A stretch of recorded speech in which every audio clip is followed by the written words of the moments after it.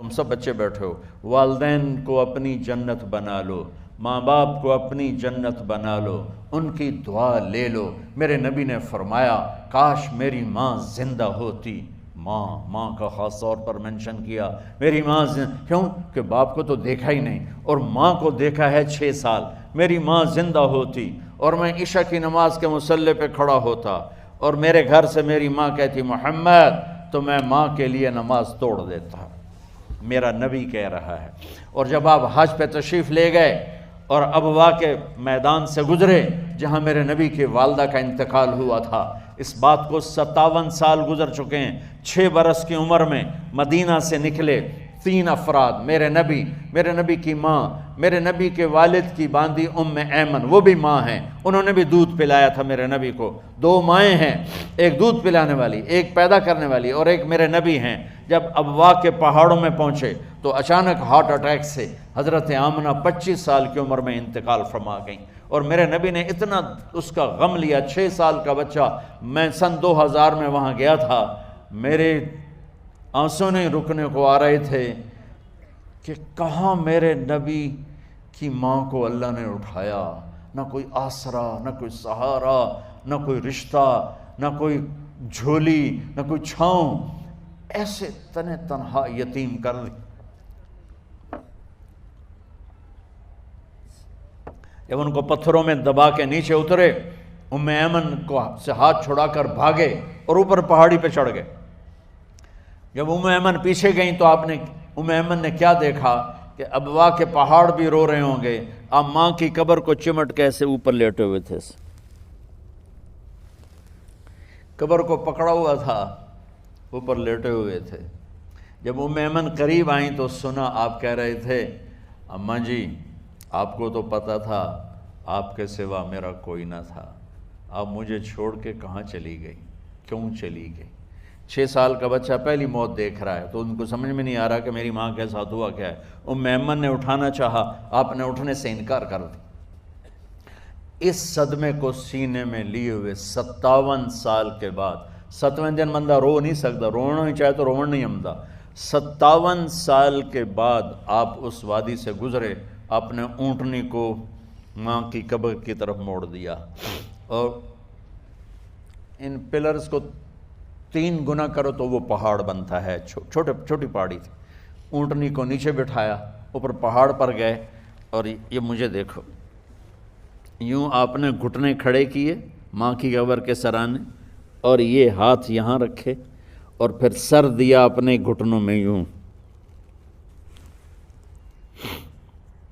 پھر رونا شروع کیا۔ اتنا روئے، اپریل کا مہینہ تھا، دھوپ سر پہ پڑ رہی تھی، ہم تو ٹھنڈی دھوپ میں بیٹھے ہیں، شدید دھوپ میں بیٹھے تھے، اور اس کنڈیشن میں یہ بچوں کا سٹائل ہوتا ہے، جب لمبا رونا ہو تو وہ یوں بیٹھتے ہیں سر اندر دے کر۔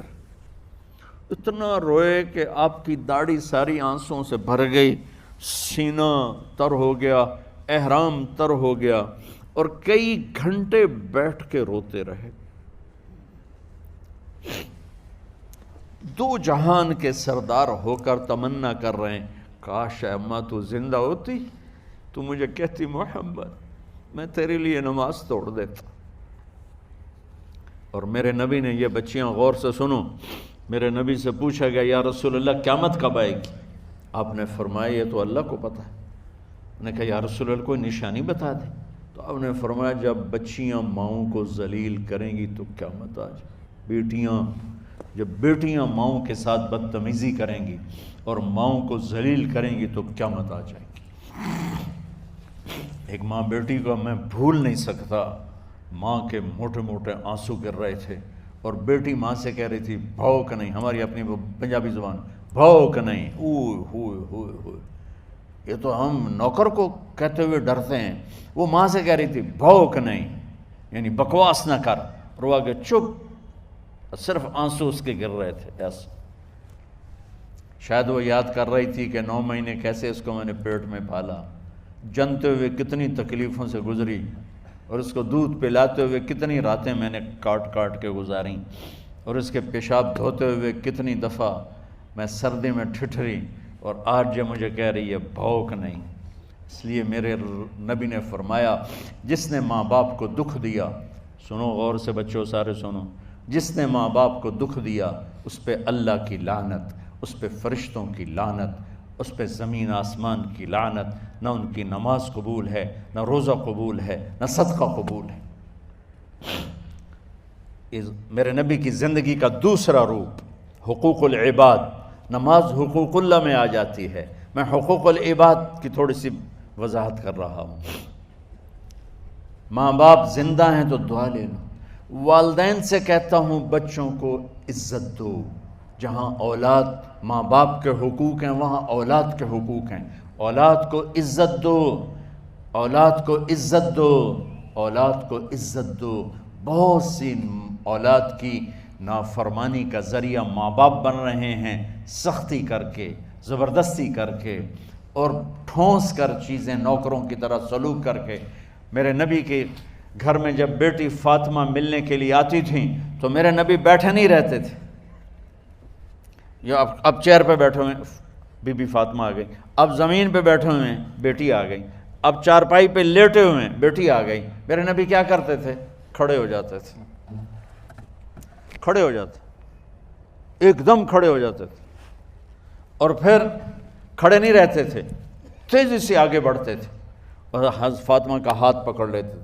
یہ والدین غور سے سنو، حضرت فاطمہ کا ہاتھ پکڑ لیتے تھے اور ہاتھ پکڑ کے مجھے دیکھو یوں بوسہ لیتے تھے، بیٹی کا بوسہ لیتے تھے، پھر ہاتھ چھوڑتے نہیں تھے، ہاتھ پکڑے پکڑے لاتے لاتے لاتے ان کو چارپائی پر پہلے بٹھاتے تھے پھر خود بیٹھتے تھے۔ یہ باپ اور رسول ہو کر بیٹی کو یہ عزت دیتے تھے۔ پھر وہ جنت کی عورتوں کی سردار بنی، پھر وہ جنت کے سرداروں کی ماں بنی، پھر وہ اللہ کے شیر کی زوجہ بنی۔ تو والدین سے کہتا ہوں کہ اپنے بچوں کو عزت دو، عزت دو، عزت دو، عزت دو۔ پھر آپ سے زندگی کے بڑے فیصلے ہیں شادی، آپ لوگ اکٹھے پڑھتے ہو لڑکے لڑکیاں، اپنی شادی کے فیصلے خود نہ کرو، اپنے ماں باپ کے حوالے کرو، اس میں شرافت بھی ہے، اس میں برکت بھی ہے، اس میں رحمت بھی ہے، اور اس میں والدین کی دعائیں بھی ہیں۔ کورٹ میرج کو ہوا نہ دو، boyfriend girlfriend culture ہمارا نہیں ہے۔ میرے نبی کے طریقے میں مرد اور عورت کا صرف نکاح سے تعلق ہے، اس کے علاوہ سب جہنم کی آگ ہے۔ اور والدین سے کہتا ہوں کہ اپنے بچوں سے پوچھ کے رشتے کرو، زبردستی مت کرو۔ میرا معاشرہ بہت سنگین قسم کے جرم کا شکار ہے، بچوں پہ مسلط کر دیتے ہیں، ایتھے ہی کرنی ہے، ایسے جٹاں چی کرنی ہے، بٹاں چی کرنی، پتہ نہیں آئے کتوں ہیں جٹ بٹ۔ چلو تم ناراض نہ ہو، راجپوتاں چی کرنی، میں راجپوت ہوں، میں اپنی قوم کو بھی رگڑ دیتا ہوں، راجپوتاں چی کرنی، اگاں کرنی ہی کوئی نہیں۔ یہ ظلم و ستم اولاد پہ مت کرو، اپنی بچی سے پوچھو، اگر بیٹی ہاں کرے تو پھر قدم اٹھاؤ، اگر بیٹی کہہ دے میں نہیں کرنا چاہتی تو وہ نافرمان نہیں ہے۔ اللہ کے واسطے میری سنو، صرف تم نہیں سن رہے ہو، اس کیمرے سے لاکھوں کروڑوں لوگ سن رہے ہیں۔ اگر بیٹا یوں کہہ دے کہ ابا میں نے یہاں شادی نہیں کرنی، میرا جی نہیں چاہتا ہے، تو وہ بیٹا نافرمان نہیں ہے، فرما بردار ہے، اس نے شریعت کا حق استعمال کیا ہے۔ اب ایسا ظلم مت کرو کہ نہیں اتھے ہی کرنی ہے، اتھے گھروں نکل جا۔ زندگی تم نے تو نہیں گزارنی، زندگی تو بچے نے گزارنی، میں قربان جاؤں۔ ایک حدیث سنو پہلے، پھر اگلی بات سنو۔ ما تزوجت وما زوجت الا بوحی من السماء نزل به جبریل۔ لوگو سنو، میں نے جہاں شادی کی، میں نے جہاں بیٹی کی شادی کی، پہلے آسمان سے جبریل فرشتہ اللہ کا حکم لے کر آیا، پھر میں نے قدم اٹھایا۔ سمجھ گئے میری یہ بات سمجھ گئے سارے؟ اب اگلی سنو۔ حضرت علی فاطمہ کا رشتہ لینے آ گئے اور جبریل ان سے پہلے آ گئے کہ یا رسول اللہ فاطمہ علی کے لیے ہے۔ باپ محمد مصطفیٰ جیسا ہے، رشتہ مانگنے والا علی جیسا ہے، اور بیٹی فاطمہ جیسی ہے۔ اور آپ پوچھتے ہیں علی کیسے آئے؟ وہ شرم کی وجہ سے کچھ کہہ نہ سکے، چپ۔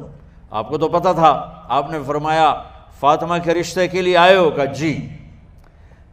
تو جبریل تنال بیٹھا ہوا ہے کہ یا رسول اللہ اتھے ہی کرنا ہے، آپ نے ہاں نہیں کی،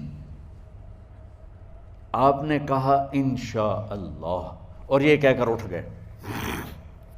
انشاءاللہ نبی کا ہاں ہی ہوتا ہے، لیکن جبریل کے آنے کے باوجود اور اللہ کے کہنے کے باوجود میرے نبی کو بھی پتہ ہے کہ یہ رشتہ یہاں کاتب تقدیر نے لکھ دیا ہے، لیکن امت کو سبق سکھانے کے لیے آپ گھر تشریف لے گئے۔ بیٹی فاطمہ کہ جی یا رسول اللہ، کہا علی کا رشتہ آیا ہے، میں ہاں کر دوں؟ سبحان اللہ۔ میں اپنے دیہاتی بچیوں پہ مجھے رونا آ گیا کہ جنہیں پتہ ہی نہیں ہوتا سانو کہیں دے نال بندے پہ جانور ہے یا انسان ہے۔ علی جیسا داماد، چلو علی کو چھوڑو، فاطمہ کو چھوڑو، جبریل آیا بیٹھا ہے، جبریل آیا بیٹھا ہے۔ اس کے بعد فاطمہ سے پوچھنے کی کیا بات ہے؟ جبریل آ کر کہہ رہا یا رسول اللہ، اللہ کہہ رہا ہے فاطمہ علی کے لیے ہے اور علی فاطمہ کے لیے ہے، اور پھر آپ کہتے ہیں بیٹی فاطمہ ہاں کر دو۔ ہماری تو آج کی بیٹیاں انکار نہیں کرتی، چپ کر کے گاں ماش طرح بن چھڑ دین قلعے نال۔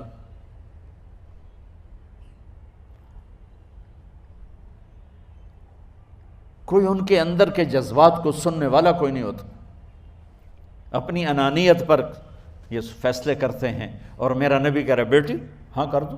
سبحان اللہ۔ آپ کا کیا خیال ہے، فاطمہ نے انکار کرنا تھا؟ یہ تو یہ بیٹیاں نہیں انکار کرتی تو فاطمہ نے کہاں کرنا تھا؟